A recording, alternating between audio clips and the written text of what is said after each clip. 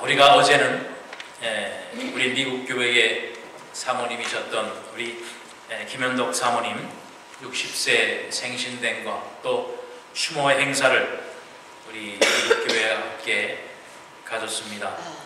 특별히 여전도회에서 전심으로 도와주셔서 목사님 가족과 또 슬픔을 나누는 우리 미국 교회 모든 성도분들에게 정말 진한 감동을 주는 그러한 친교의 시간을 가질 수 있도록 했습니다. 우리 모든 우리 여전도회 분들에게 다시 한번 감사를 드립니다. 두어 달 전에 크리스 목사님께서 우리를 부르셨습니다. 그리고 2월 19일 날 어제지요. 이제 돌아가신 사모님의 60년 생신이 되는데 한국에서 60세가 되면 환갑이라고 하는 큰 잔치를 하지 않느냐, 그런 일을 교회가 하고 싶다, 그 일을 한 교회가 좀 맡아달라고 하는 그런 통보를 받았습니다. 맨 처음에 그 소식을 듣게 됐을 때에 참 암담하고 큰일 났다라고 하는 생각이 들었습니다.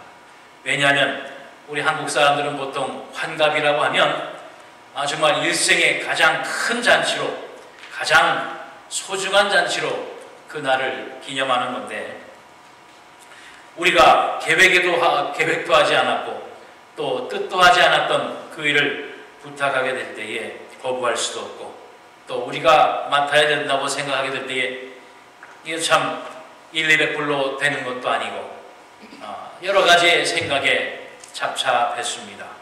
특히 우리 집사람이 정말 스트레스를 받아서 속이 아플 정도로 많은 스트레스를 받았었는데, 그러나 시간이 지나면서 그 모든 것이 당연히 우리가 할 수도 있는 일이겠다라고 하는 생각에 듭니다.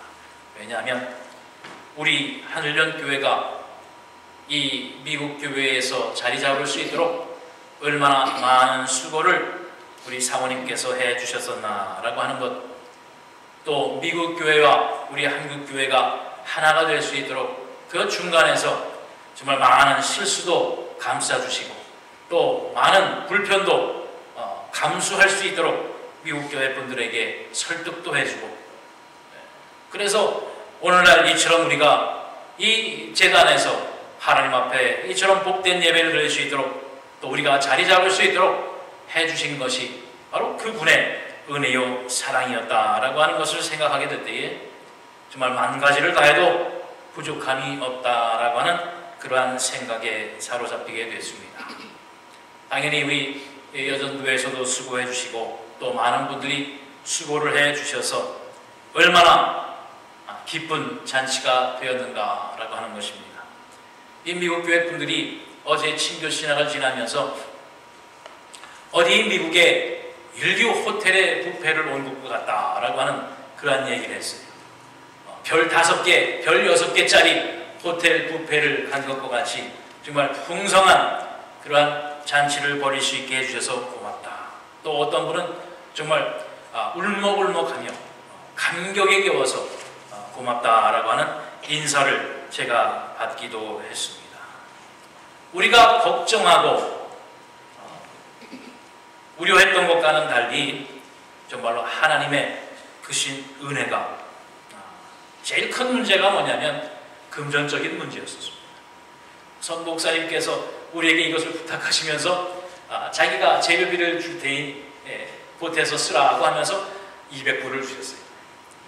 이거 참 큰일 났어요. 그 200불 갖고 뭘 하겠는가.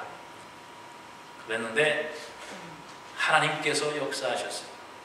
물론 우리 교회와 여전대가 도왔지만은 알지 못하는 사람도 돈을 보내왔고 또 여기저기서 돕는 손길을 통해서 정말로 풍성한 잔치로, 은혜로 우리가 누릴 수 있게 해주셨다라고 하는 겁니다. 바로 우리가 걱정하고 우리가 우려했던 것, 그것과는 정반대의 결과가 우리를 기쁘게 한 사건을 우리는 어제 또한 볼 수 있었습니다.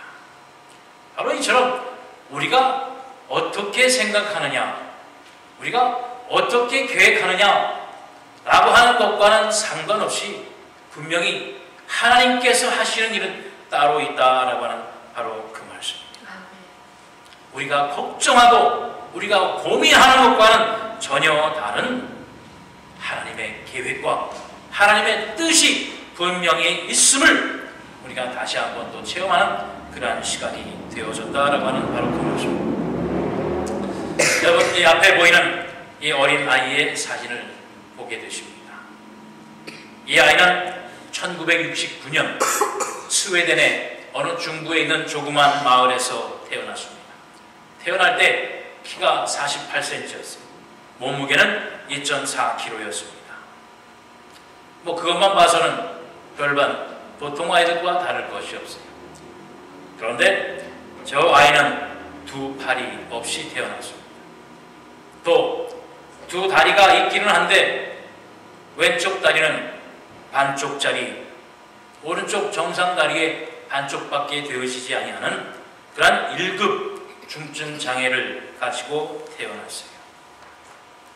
많은 사람들이 저 아이를 보게 될 때에 그 부모에게 어떻게 저 아이를 키울 수 있겠는가? 장애자들을 전문으로 키우는 보호소에 아이를 보내도록 하자. 장애 아이를 키우고 그를 보살피는데 얼마나 힘들고 평생의 짐이 되겠느냐.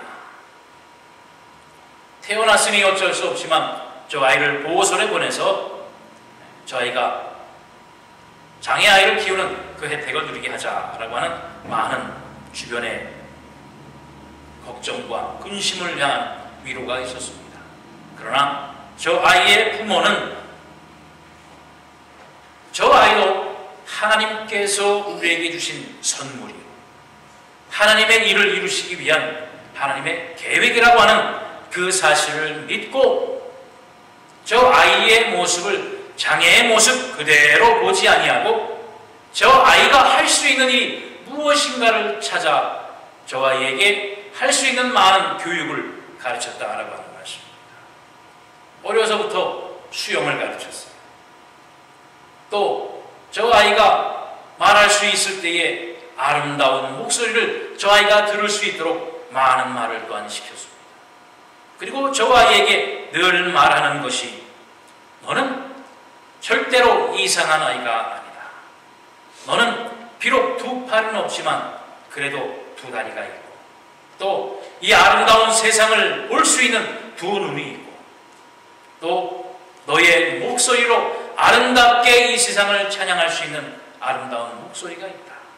결코 너는 이상한 아이가 아니라 좀 다른 아이일 뿐이다 라고 하는 그 사실을 늘 기억시켜 주면서 저 아이에게 할 수 있는 많은 일을 가르치고 교육을 시켰어요. 결국 저 아이가 세계 장애인 그 체육대회에서 수영 부분에서 4개의 금메달을 땄습니다. 그리고 저 아이에게 요리를 가르쳤습니다. 또 발가락으로 십자수를 놓게 했습니다. 엄마 못지않은 요리사로 저 아이가 하는 요리는 맛있었다고 합니다. 그리고 교회의 성가대로 활동할 수 있도록 결코 다른 아이들과 보통 아이들과 따로 격리시키지 않았어요. 결국 저 아름다운 목소리 찬양을 통해서 저분은 세상 방박공복을 찬양하며 하나님 앞에 영광을 올려드리는 그러한 하나님의 사용하는 일꾼이 되었다라고 하는 것입니다. 태어날 때의 모습은 우리보다 보통 사람보다 정말 많이 모자르고 많이 뒤처진 그러한 사람인 것 같지만 지금은 오히려 정상의 사람들보다 더 앞에 서서 하나님을 찬양하는, 하나님 앞에 영광 올려드리는 그 일에 주가 되어지는 그러한 귀하고 복된 하나님의 일꾼이 되었다라고 하는 바로 그 말씀입니다. 이처럼 우리가 눈으로 보는 것, 우리가 생각하는 것, 우리가 판단하는 것은 많이 모자르고 부족하고 가진 것이 없는 것 같지만 하나님은 우리를 통해서 얼마나 많은 좋은 것들을 가지고 또 계획을 가지고 있는지 모른다라고 하는 바로 그 말씀입니다. 요한복음 9장 2절 3절 말씀을 통해서 보면 우리 주님께서 한 동네를 지나가게 될 때에 어려서부터 나면서부터 소경된 한 아이를 만나게 됩니다. 그 아이의 주변에 있는 많은 사람들이 주님 앞에 물어봅니다. 이 아이가 맹인이 된 것, 앞을 보지 못하고 태어난 것, 이것이 누구의 죄 때문이냐? 아이의 죄 때문이냐? 아니면 저 아이를 낳은 부모의 죄 때문이냐? 그러자 주님이 그 자리에 모인 사람들에게 대답을 하는 것이 바로 이 말씀이에요. 제자들이 물어 이르되 라피여, 이 사람이 맹인으로 난 것이 누구의 죄로 인함이니까? 자기니까? 그의 부모니까? 예수께서 대답하시되 이 사람이나 그 부모의 죄로 인한 것이 아니라 그에게서 하나님이 하시는 일을 나타내고자 하심이라. 우리도 보통 그렇지 않았겠어요? 아까 사진에서 봤던 그 아이가 그 모습으로 태어났으면 아이고 무슨 죄 때문에, 부모라면 어떻게 생각하겠어요? 내가 생전에 무슨 죄를 지었길래 나에게 이런 업보가 오는가? 그러나 주님은 분명히 말씀하십니다. 이것은 누구의 잘못, 누구의 죄도 아니라 하나님의 영광을 나타내시기 위한, 하나님의 일을 하시기 위한 하나님께서 나타내신 일이라고 하는 것입니다. 오늘 본문 가운데에서도 너희를 향한 나의 생각을 내가 아나니 평안이요 재앙이 아니니라, 너희에게 미래와 희망을 주는 것이라 라고 하는 것입니다. 이 모든 일이 하나님께서 우리에게 주신 재앙이 아니라 바로 평안이요 미래를 향한, 나중을 향한 소망과 희망을 가진 하나님의 생각을 우리에게 보여주시는 것이라 라고 하는 바로 그 말씀입니다. 바로 우리를 향한 하나님의 생각이요 하나님의 계획이 거기에 있다라고 하는 바로 그 말씀이에요. 그런데 우리는 어떻게 생각합니까? 아이고 이것이 나의 죄 때문인가? 이게 누구의 죄 때문인가?